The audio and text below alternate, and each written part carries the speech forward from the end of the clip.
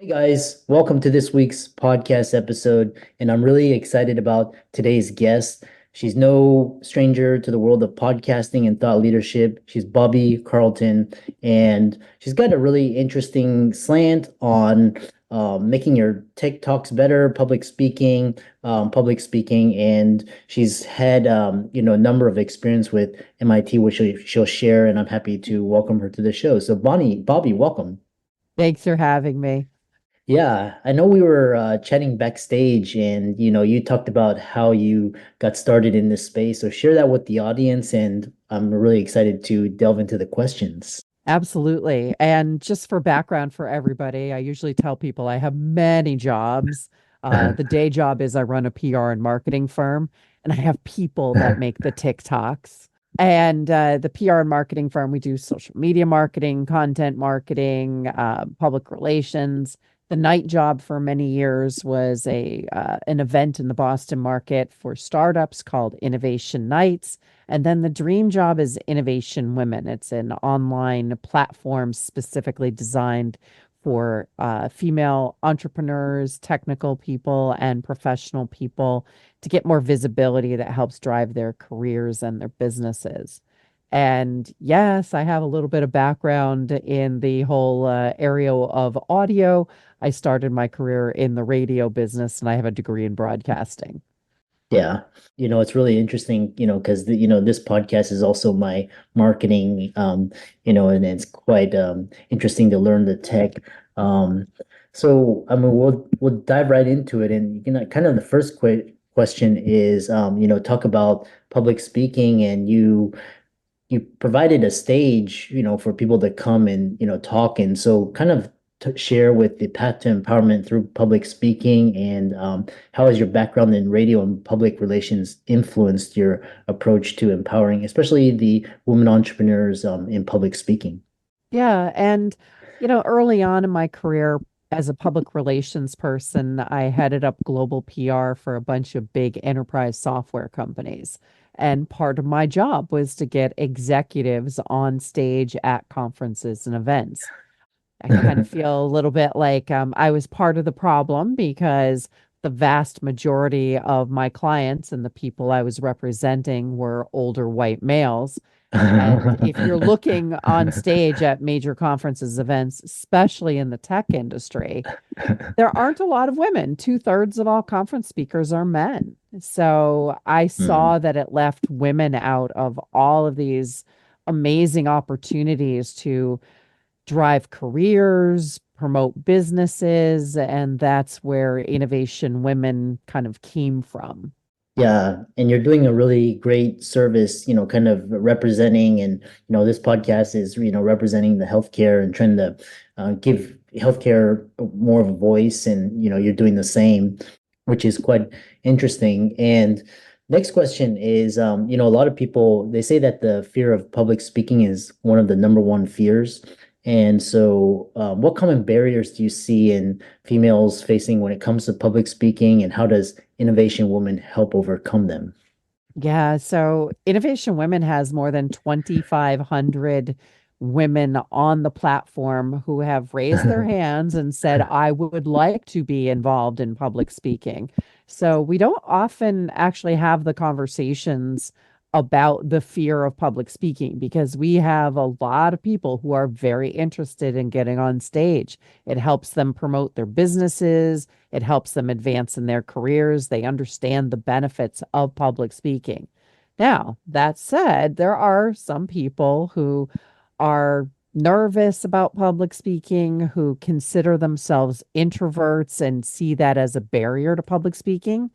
I will tell you, I consider myself an introvert. And, for me, public speaking is something that you do and you get better with practice. So the more you do it, the more you get better at it. And that getting better actually supports your confidence and builds your confidence. One thing about public speaking is the act of public speaking demonstrates confidence to people, but it also helps build it at the same time. When I think about women and public speaking in particular, there are some systemic things that are barriers to women getting on stage. For example, speaking begets speaking. The more speaking you do, the more speaking you will do. And so men, traditionally, more of them have been on stage because they are executives at companies that support them to be up there. So the more they speak, the more they get invitations to speak because people see them on stage. So a lot of times women have to kind of break into those stages, and they have to understand the path to the stage for a lot of conferences and events. It's the call for speakers. It's the way that conferences and events stand up and say, hey, we are looking for speakers, apply here. So if you're interested in public speaking, go looking for those opportunities.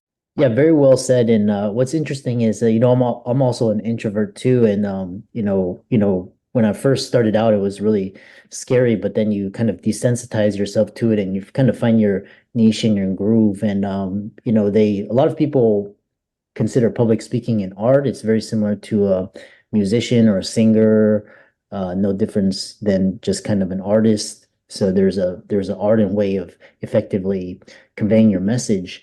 So, which brings me to my next question is this art and science of engaging public speaking. And from what's your perspective, what makes a speech truly engaging, impactful? I'm kind of alluding to like TED and TEDx and very things that just kind of amaze you and leave you inspired.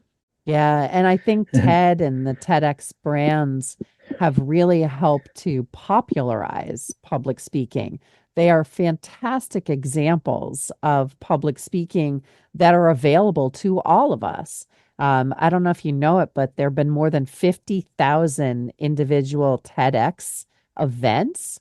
And so that is literally dozens and dozens of opportunities on any particular topic. So you can go to the TEDx website and you can watch some absolutely amazing world-class public speaking as an example.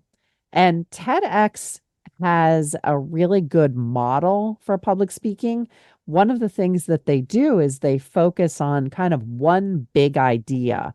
I think a lot of times when people start public speaking, they want to pour everything, every little bit of information into their speech. They want to show the world that they know everything about a topic. And TED has really done a good job in getting people to narrow down, to focus on one big idea. And I think if you've seen an amazing speech or presentation, that presentation probably has one big idea. So if you're thinking about how to make your own presentations really pop, really amazing, think about that one big idea, then set it aside and then think about what is it my audience really needs and wants? How can I solve a problem for them? How can I solve their pain?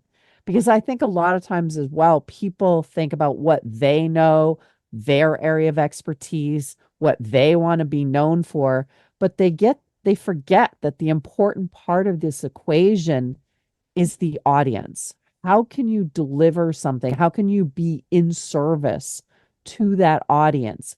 That's what makes great public speakers.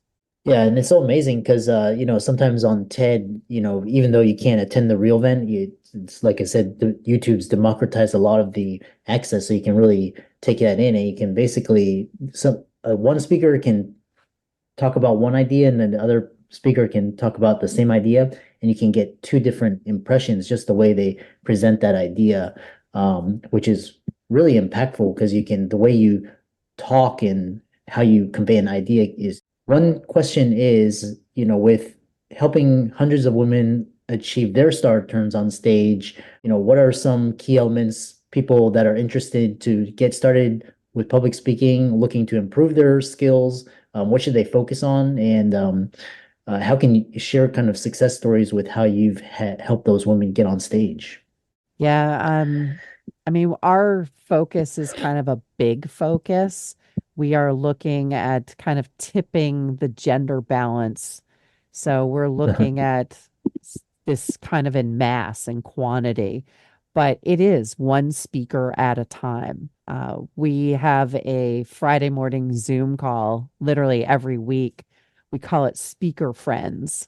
So, Speaker Friend Fridays, and people get to come on. They practice their 15-second introductions. So, we do very fast-paced introductions. Then we have Q&A and discussion, and anybody can raise their hand and say, I have a question about speaking, about authorship, about marketing myself as a speaker, about marketing my business, about careers in public speaking, about speaking business models. And this discussion, I think, is really unique because I think a lot of speakers don't share their speaker knowledge, like the things that they've learned over time, because speaking is something that people learn and build on, and it doesn't happen overnight. So I think one really good way to think about getting started and perhaps, how you build upon your speaking career is you don't have to be the one person on stage by yourself to be engaging in public speaking. There are all different kinds of public speaking. You could be on a panel. You could be doing a podcast, just like we're doing here today. You could be doing a webinar. You could be a co-presenter. Or, and this is a great way to get started, ask a question from the audience. The next time you go to a conference or an event and you see a great speaker, at the end, they'll often ask for questions and they'll say, okay, I'm finished with my presentation. Do you have any questions? And sometimes there are crickets, right? Like you hear nothing. And you see the speaker kind of deflate a little bit because to them that means that nobody was interested enough in what they were saying to ask a question. So, what I want you to do is I want you to help that speaker out and I want you to ask a question. And there's something in it for you too. You get to be a public speaker. You're standing up, sharing your name, maybe who you work for, your company name. You're asking an intelligent, well thought out question. Congratulations, you are now a public speaker because you just spoke to the same audience that the people on stage spoke to. And it's just like a really nice way to dip your toe in the water, start getting a little bit of experience, start getting some visibility. And you might find that if you ask a question that contributes to the conversation, it could be a potential path to the stage because you can connect with the event organizers and say, hey, I asked the question after your last speaker was done. And have you ever thought about a presentation on that topic? I'd be glad to volunteer. So I just took you through like a whole bunch of things there, but I think there are lots of opportunities like that. And I do think it's something that helps people wrap their head around themselves as a speaker. So very amazing. The next question is, how do I get on the stage? So one thing is, especially with TEDx, you have to know somebody, the organizer. It's not usually you have a great idea, but usually you have to have somebody that can fight for you to get on that stage. So what do you recommend? Do you recommend, of course, what are the key components to getting on the stage? Networking? Is it platforms? I know there's like, there's sometimes like these platforms that match events with speakers, and a lot of the speakers they know each other through so many different events. So how do you get your foot in the door? Oh, so many different paths. And, Innovation Women, I mean, we're one of those matching platforms. So our database has anywhere between, I don't know, 600 and 800 different speaking opportunities that you can apply for every day. Mm, Also, our speakers have profiles on the platform, so event managers can come in and request them for events. yeah. But if you're thinking about how you get started and get yourself on the stage, I think you need to understand a few things. Number one, there is a basic currency for public speaking at industry conferences and events. It's the call or request for speakers. So if you have an annual event, the call for speakers will probably be issued almost in a year in advance. The organization will put out a request and you fill in a form and you apply to speak. You're going to have a speaker biography. You're going to have an abstract and a title for your talk. You're probably going to put in information like your social media links, a little bit about yourself, some of the takeaways or learnings from your presentation. And you're also going to have to basically tell them why I am the best person for this opportunity or this presentation. And then you're competing, obviously, with other people. As you mentioned, networking, especially with other speakers, that's one of the reasons that Speaker Friends is, I think, so popular, is you're hanging out with peers and near peers, maybe some people who are a little bit ahead of you, or people who might not be able to take that opportunity and pass it on to you. So referrals from other speakers are great. Referrals from successful speaking engagements. Remember, I said earlier, speaking begets speaking. The more speaking you do, the more speaking you will do. And for a lot of people, they work up to bigger opportunities and bigger stages. TEDx, there are actually a lot of opportunities for applying to TEDx. Some of the TEDx events actually do have calls for speakers as well. Uh, Networking, yep, absolutely, that works as well. But I also think that you need to build a foundation for yourself as a speaker. You need to be seen as an expert and a thought leader. And speaking builds that perception, but it also benefits from it. If you're writing articles, if you're being quoted in the media, if you maybe have a podcast that you host on the topic.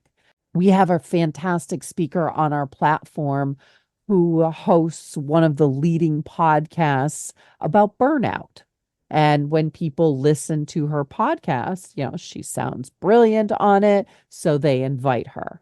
So there are lots of different paths to the stage. Yeah, really fascinating. And the kind of my final question is, paid versus free, because a lot of, public speakers, they use it to market and, sometimes they'll get clients or they could, sell their products and services from the stage. So kind of talk about how you monetize yourself as a public speaker. Yeah, and there are lots of different speaker business models. This is a huge topic of conversation among the speaker friends. We also have a ton of resources in what we call the green room, which is where speakers get prepared for the stage. But business models range. Some speakers are speaking for visibility for themselves and their companies and products. Other speakers are looking to get paid by the conference organizers. Like these are very specific ways of getting compensated. Other speakers are doing what you mentioned. We call it speak to sell. Mhm. There's a kind of formulaic approach to that where you hold yourself up as a model of transformation. Once upon a time, I was destitute. Now I am successful, and you can learn my model. Sign up for my free booklet here. Like there's a very specific path to that. Yeah. In Innovation Women, we do talk a lot about speaker compensation and how we get compensated for the time that we put into this. When Uh-huh. I started Innovation Women, I did a massive research survey of Mhm. event managers, and I asked them a lot of questions about how they pay speakers, if they pay speakers, which speakers they pay. And Mhm. here's some data for you. So, half of all event managers in 2014 and 2015 paid no one. They had literally zero budget for speakers. They Yeah. were running events where people were speaking for visibility. Um, 42% of event managers at that time paid some speakers. They had money for keynotes, or they had money for people doing workshops. Maybe they paid speakers who they were interested in but weren't going to show up unless they got compensated. yeah. So that's 42%. Now, if you're doing the math with me, 8% of event managers at the time paid all or most of their speakers. So, Hmm. very small percentage, and they tend to be clustered in some very specific places. Corporate places is often like where people are looking at speakers and compensation. But you want to see if you can grow your speaking career Hmm. so that you can get into those slots where they are hiring paid speakers. You also have to do things like understand event business models. For Hmm. example, there are more than 300,000 monthly events that are done through platforms like Meetup. There are Wow. 92,000 professional organizations in the US alone. Last year, Eventbrite sold tickets to about 5 million different events. Now, if you look at all of those events, they're very different in terms of who's putting them on, how they're funded. Is it a corporation with deep pockets, or is it somebody who is doing an event in their neighborhood for their Rotary group? So, are they selling tickets? Is it a free event? Like, these are all things that you need to understand, and you need to understand about yourself. Are you bringing value to the table? Or are you kind of regurgitating something that a lot of people in the audience are going to go, yeah, I knew that. So you need to bring some real value to things and also look at what you're getting of value out of it. If you're looking to be a professional speaker and get compensated by the organizers, there's some table stakes. You need to have a sizzle reel or a speaker reel. You need to have a speaker one sheet. You probably have a speaker website. Like these are the things that a professional event organizer will look for when they are looking to pay speakers. They want to pay professionals.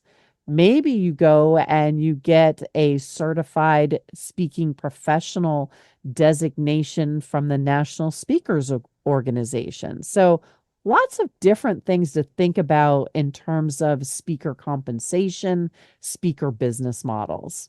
I love this. And, I love there's this whole, we could do a whole webinar about um, public speaking and how to really thrive. So kind of, I want to end with two questions because I know your time is very valuable. And the first one is what mediums are best for growing an audience for public speakers? You mentioned newsletters, email lists, and kind of what are your thoughts on that and kind of your 2 cents? And then the other question I have is this idea of with virtual now with Zoom with virtual events, and now we've got podcasts and kind of people are saying podcasting is kind of the new type of book tour. So where does this fit into this whole public speaker repertoire? It's interesting. I used to say that as a speaker, you had to have a Twitter account because so many events use Twitter as kind of like the amplification and the communication medium at the event. But times have changed, and Twitter/X is a little bit of a dumpster fire these days. So I think a lot of people have been switching to LinkedIn, which is seen as a more professional platform. And it's also giving us a lot of tools like LinkedIn newsletters and LinkedIn articles and LinkedIn posts. Mhm. So a lot depends really on your audience. If you're looking to talk to some very specific groups, you need to think about what social media they're on. Mhm. And I I'm sorry, like, these days you got to have an email list. You probably are going to do something in terms of communicating with people via text. Mhm. So, there's a lot of different things to to keep in mind. I mean, this is a major marketing effort. Now, you mentioned podcasts and book tours. Totally agree. These days, whenever you've got people that are launching new books, and there's a massive overlap between authorship and speaking, because authors get paid more and compensated more as speakers. They also have different kind of flexibility in terms of how they get compensated. As a speaker and an author, you could go in and say, all right, I will waive my speaking fee if you purchase a book for every member of the audience. Like, you could Yeah. potentially get a much bigger payday that way than your speaking fee. Yeah. So lots of different interesting things around the whole book tour. Yes, absolutely. Like, people now have so much more flexibility in terms of virtual things, whether it's a podcast or a vlog or video interviews or events. So I think we're really seeing, the change that was wrought by the pandemic. People are much more comfortable jumping online for conversations than they used to be. Yeah. It's so because public speaking and basically it's basically social and relationship capital, and you're using different platforms, and now we have there's in person, but now there's virtual, there's social media platforms, and it's basically how you exchange value. And so there's I mean there's so many creative ways to monetize, there's so many creative ways to market your message and get out there. And I know people that they speak in public for free, but that's like their marketing budget. And sometimes they do pick up clients along the way. Yeah. So it's really fascinating. How can people find out more about you? Innovationwomen.com is probably the Mhm. best way to find me. Yeah. And for all the audience out there, let's thank Bobbie for coming on, and be sure to check out all her resources in the links and show notes. Give her a like and follow. Check out her website, resources. And with that, thanks so much for coming on. Thank you.